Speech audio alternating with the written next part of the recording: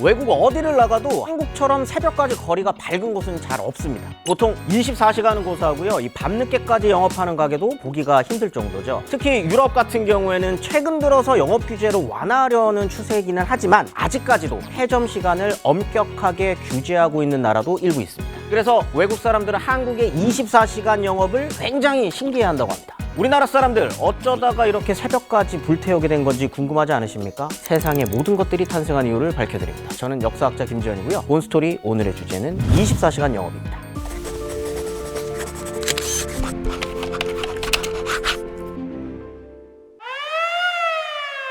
사실 한국에서 24시간 영업이 뭡니까? 이 사이렌이 딱 울리면 술은 고사하고요. 얼른 거리에서 모습을 지우기 위해 숨바쁘게 움직였었던 때가 있었습니다. 야간 통행금지 제도, 매일 밤 자정부터 이튿날 새벽 4시까지 사람들의 통행을 전면 금지했었던 건데요. 줄여서 통금 혹은 야통이라고도 불렀습니다. 사실 이것보다 예전에도 있긴 있었어요. 조선시대에도 있었거든요. 그때는 더 빡셌죠. 술락꾼들이라고 방망이 들고 탕탕 치면서 이제 아니야, 사람을 왜 쳐?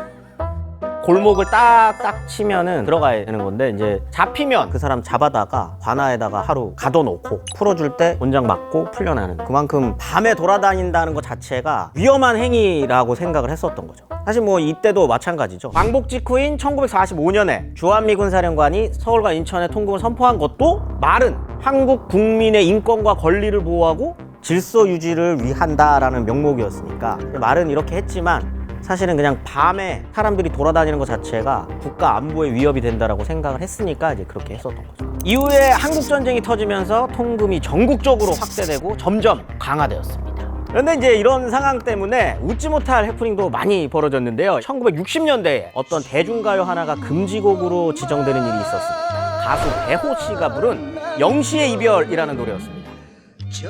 노래 내용은 뭐 밤거리에서 연인이 헤어지는 이별의 슬픔을 다룬 뭐 그런 가사였는데, 이게 금지곡이 된 이유는 따로 있었습니다. 자정부터는 거리를 돌아다닐 수가 없는데 연인이 어떻게 그때 헤어질 수가 있느냐, 통금 위반이라는 이유에서였던 겁니다. 그 시절에는 통행금지를 위반하다가 적발이 되면 가까운 파출소에서 지내다가 새벽 4시가 되어야 즉결 심판을 받고 풀려날 수가 있었거든요. 그러니까 직장에서 밤늦게까지 일을 했거나 아내의 출산 소식 때문에 조산소로 향해야 됐던 거나 아니면 뭐 부득이한 일로 어쩌다가 통금을 넘겨서 연행되는 경우들이 있었을 거잖아요. 이제 그 사람들은 굉장히 억울할 수도 있었겠다라는 생각이 좀 드는 거죠. 아이가 많이 아파도 새벽녘이면 의원으로 바로 달려갈 수 있는 게 아니니까 가까운 경찰서로 가서 언제 배정될지 모르는 경찰 배차나 택시를 하염없이 기다려야만 하게 됐습니다.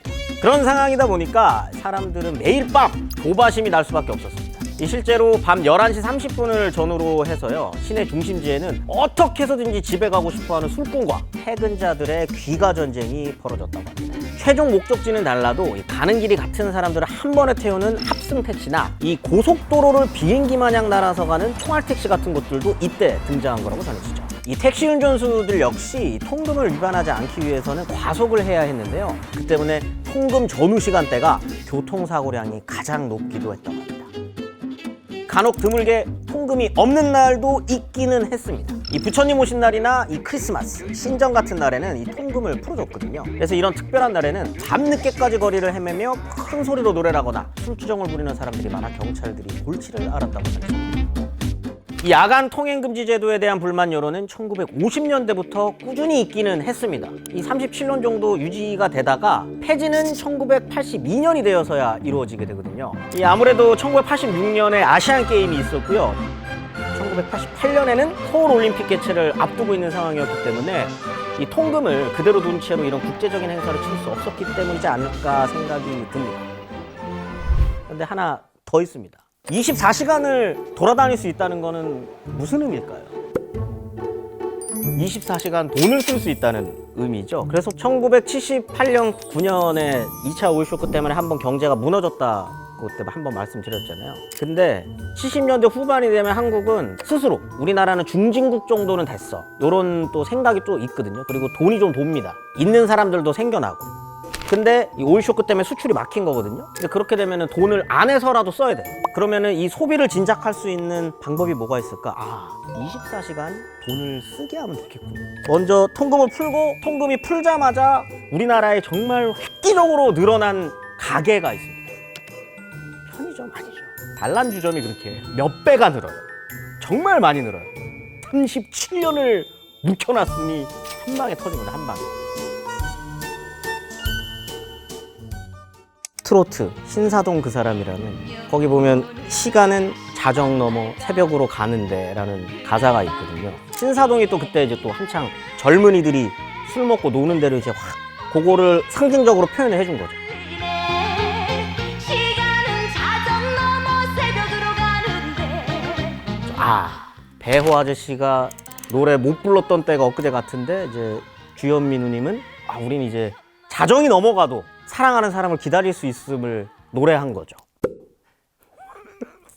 혹시 에마 부인이라는 영화 들어보셨습니까? 한국 최초의 심야 영화인데요. 이것도 당시 통금 해제를 기념하기 위해서 심야 상영되었었던 거라고 합니다. 당시 상영극장의 좌석은 1000개 정도였는데요. 해제 첫날에만 5000명이 몰려들어서 이 인파 정리를 위해 경찰까지 출동해야 했을 정도였다고 합니다.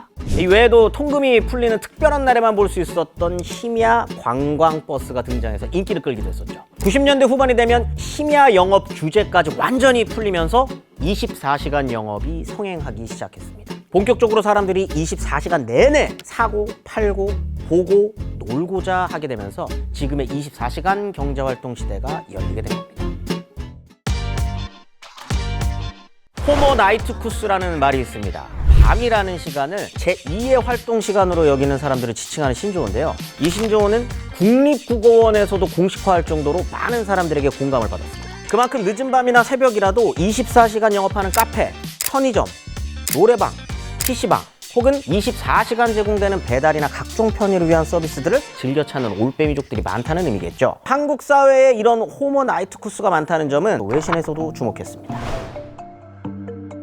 현재 한국은 법적으로 기본 주 40시간 근무하고요. 초과 근로는 12시간으로 한정되어 있어서 주 52시간을 일해야 하는데요. 현실적으로는 일을 초과해서 노동하는데도 그에 맞는 보상을 받지 못하고 있다고 지적한 겁니다. 지난해 12월에 나왔었던 보고서에 따르면요. 한국 전체 취업자의 연간 실노동 시간이 OECD 국가 평균보다 199시간 더 길었다고 합니다. 그렇다 보니 한국인 10명 중 7명 정도는 만족스러운 연봉을 받는 것보다 일과 삶이 분리된 삶, 한마디로 워라밸이 갖춰진 직장을 원한다고 합니다. 이 개인적인 시간이나 정신적, 육체적 건강을 위해 제대로 쉬는 시간이 필요하다는 게 대표적인 이유라고 하죠. 저녁이 있는 삶, 이 6글자는 야근이 일상인 직장 문화에서 해방되고 싶은 직장인들의 마음을 단 한마디로 표현한 거라고 할 수 있겠습니다.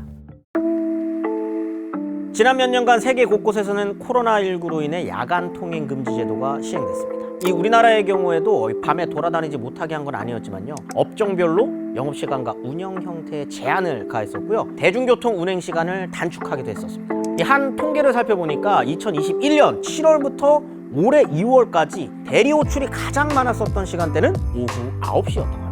이게 무슨 말이냐면 이 회식이 예전처럼 2차, 3차로 이어지지 않고요. 1차에서 다 끝나버린다는 거죠. 한 사회학과 교수는 이런 현상에 대해서 사회적 거리두기와 술을 강요하지 않는 최근의 시대상이 복합적으로 작용하면서 술을 절제해 마시고 일찍 귀가하는 문화가 자리 잡았다라고 분석하게 됐습니다. 이 무엇보다 소비 문화에도 큰 변화가 생긴 거죠. 이 코로나 기간 동안 일찍 집으로 돌아가 각자 영화를 본다던가 이 혼술을 하며 여가를 즐기는 1인 소비 문화가 지난 2, 3년 동안 정착되다 보니까 사람들이 심야 시간대에 밖에 나가 뭔가를 사지 않게 된 거죠. 사실 뭐 요즘에 필요한 게 있으면 온라인으로 간편하게 구매하면 집 앞까지 가져다 주니까 이 직접 사러 나가거나 이 마트까지 갈 필요가 없게 된 거죠. 그러니까 운영 비용을 줄이기 위해서는 대형마트나 편의점 같은 경우에도 이 야간 영업 시간을 줄이려고 할 수밖에 없는 겁니다. 24시간 불이 꺼지지 않았던 한국의 밤 덕분에 소비자들은 편리했지만 근로자들에게는 부담일 수밖에 없었던 것이 사실입니다. 하지만 일과 여가 시간의 균형이 더욱 중요하게 여겨질 앞으로의 한국,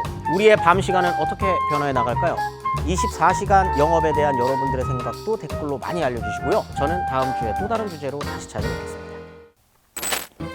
명확히 9 to 6로 일합니다. 논문도 그렇게 썼어요. 9시부터 시작해서 6시에 무조건 끝낸다. 6시 끝나고 책도 안 봐요. 그냥 놀기만 합니다. 미친 듯이. 혼술도 하고 친구들 만나서 놀고. 놀면은 새벽 보통 한 2, 3시까지 놀지 않나요? 모든 것을 기준은 결혼 전이죠. 결혼 전에는